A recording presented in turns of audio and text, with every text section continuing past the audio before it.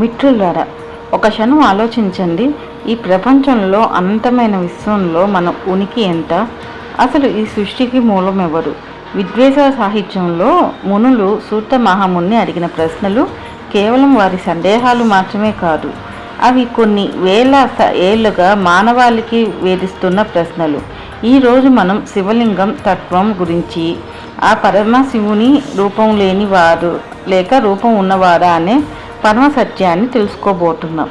లోకంలో మనం చూసిన ప్రతి దైవానికి ఒక రూపం ఉంటుంది, కానీ శివుడికి మాత్రం లింగం రూపంలోనే ఎందుకు పూజిస్తాం?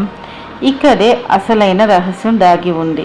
లింగం అంటే గుర్తు అని అర్థం. అంటే రూపం లేని ఆ పరబ్రహ్మ మన కళ్ళకు కనిపించే ధరించిన ఒక ప్రతీక. రూపం ఉన్న సద్గుణ తత్వానికి, రూపం లేని నిర్గుణ తత్వానికి మధ్య ఉన్న వారదే ఈ లింగం. మునులారా, ఒకప్పుడు బ్రహ్మ విష్ణువుల మధ్య ఎవరు గొప్ప అనే అహంకారం తలెత్తినప్పుడు వారి మధ్య ఒక అగ్నిస్తంభం ఉద్భవించింది. ఆ స్తంభానికి ఆది ఎక్కడో అంతం ఎక్కడో ఎవరికీ తెలియలేదు. అదే శివలింగం ఆవిర్భావన.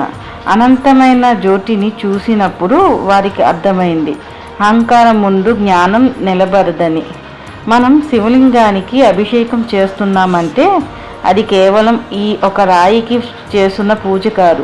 మన లోపల ఉన్న అహంకారాన్ని, కల్మషాన్ని ఆ గంగాధరుని పాదాల దగ్గర కడిగేస్తున్నామని అర్థం.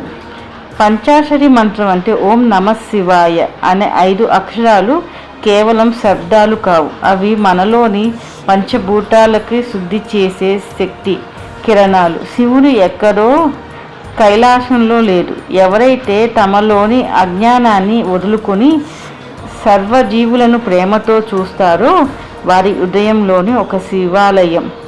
ఈ విద్వేష సాహిత్యం మనకు నేర్పేది కూడా ఇదే.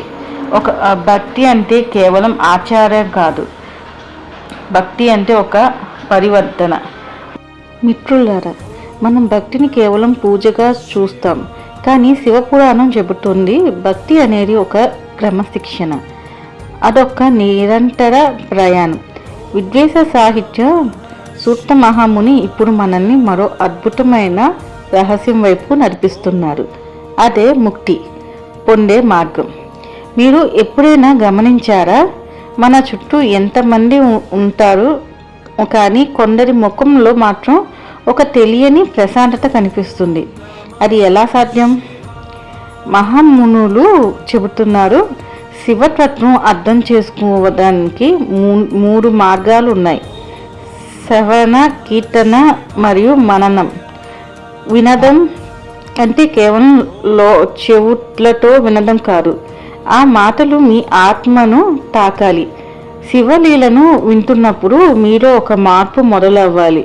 కీర్తన అంటే కేవలం పాటలు పాడటం కాదు, మీ ప్రతి శ్వాస ఆ పరమశివుని నామంతో నిండిపోవాలి. ఇంకా మననం అంటే మీరు విన్న సత్యాన్ని మీ అంతరాత్మలో పదే పదే మననం చేసుకున్నప్పుడు మీలో అజ్ఞానమే చీకటి కరిగిపోతుంది. కానీ మిత్రులారా, ఈ కలియుగంలో మనకు అంత సమయం ఉందా? అందుకే శివుడు మన కోసం కొన్ని పవిత్రమైన సాధనలను ఇచ్చారు. అదే విభూది మరియు రుద్రాక్ష. విభూదిని నుదుటిన ధరించడం అంటే నేను ఒకరోజు బూడిద కావాల్సిందే అనే సత్యాన్ని గుర్తు చేసుకోవడం. ఆ సత్యం తెలిసిన మనిషి అహంకారం ఉండదు. మరి రుద్రాక్ష, అది సాక్షాత్తు పరమశివుని కన్నీటి చుక్క. ఆ రుద్రాక్షను ధరించినప్పుడు మీ చుట్టూ ఒక క్షణం కవచం ఏర్పడుతుంది. అది నీ మనసును నియంత్రిస్తుంది, మీ ఆలోచనలను శుద్ధి చేస్తుంది. రుద్రాక్ష కేవలం ఒక వస్తువు కాదు, అది శివుడు నీకు ఇచ్చిన ఒక అదృష్టమైన అంశం. గుర్తుంచుకోండి, శివుడు ఆడంబరాలకు లొంగరు. ఆయనకు కావాల్సింది మీ భక్తి, మీ నిజాయితీ. ఈ విద్వేష సాహిత్యంలో ప్రతి అధ్యాయం మిమ్మల్ని మోక్షాన్ని దగ్గరగా తీసుకువెళ్తుంది. మీ జీవితం అనే నాటకంలో మీరు ఏ పాత్ర పోషిస్తారు?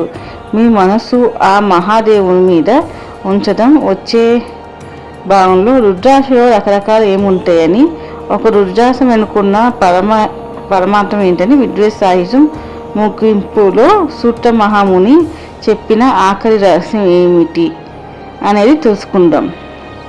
మిమ్మల్ని మీరు తెలుసుకోండి, శివుడితో లీనమవ్వండి.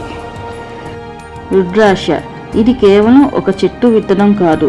వేల సంవత్సరాల క్రితం లోక కళ్యాణం కోసం పరమశివుని కళ్ళు తెరిచినప్పుడు ఆయన కళ్ళ నుంచి రాలిన ఆనంద బాష్పాలే ఈ రుద్రాక్ష. శివుని కన్నీటి చుక్కలో ఎంతటి శక్తి దాగి ఉందో తెలుసా? అది మనలోని పాపాలను కడిగేయడమే కాదు, మన మెదడులోని తరంగాలను, బ్రెయిన్ వేవ్స్ ప్రశాంతమైన స్థితికి తీసుకెళ్ళగలదు. కానీ గుర్తుంచుకోండి, మార్కెట్లో దొరికే ప్రతి విత్తనం రుద్రాక్ష కాదు. ఏకముఖి నుంచి 14 ముఖాలు వరకు ఒక రుద్రాక్షకు ఒక్కో ప్రత్యేకత ఉంది. ఏకముఖి రుద్రాక్ష సాక్షాత్తు శివస్వరూపం.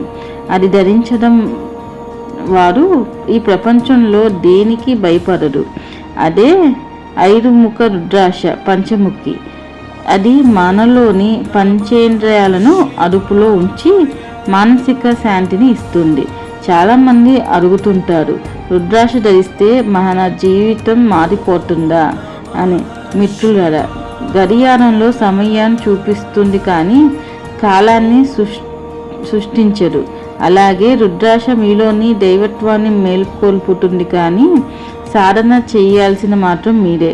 విభూతి ధరించి రుద్రాక్షను హృదయానికి దగ్గరగా ఉంచుకున్నప్పుడు మీలో ఒక తెలియని ధైర్యం మొదలవుతుంది. ఆ ధైర్యమే మిమ్మల్ని శివపాదం వైపు నడిపిస్తుంది. ఈ విద్వేష సాహిత్యం ఇక్కడితో పూర్తవుతుంది. మనం నేర్చుకున్నది ఒక్కటే, శివుడు మన వెలుపల ఎక్కడో లేడు. మన శ్వాసలో, మన జ్ఞానంలో, మన నిశ్శబ్దంలో ఆయన ఉన్నారు. వచ్చే భాగం నుండి మన శివ మహాపురాణంలోని అత్యంత శక్తివంతమైన ఘటం రుద్ర సాహిత్యంలోకి ప్రవేశిస్తున్నాం. నారద మహాముని మోహం కలిగించి ఆ మాయ రూపం ఏమిటి, సృష్టి ముందు ఏం జరిగింది అనే రాబోయే భాగాలు తెలుసుకుందాం. పురాణాల గురించి మరిన్ని వీడియోస్ కావాలంటే లైక్ చేసి, షేర్ చేసి, సబ్స్క్రైబ్ చేయండి.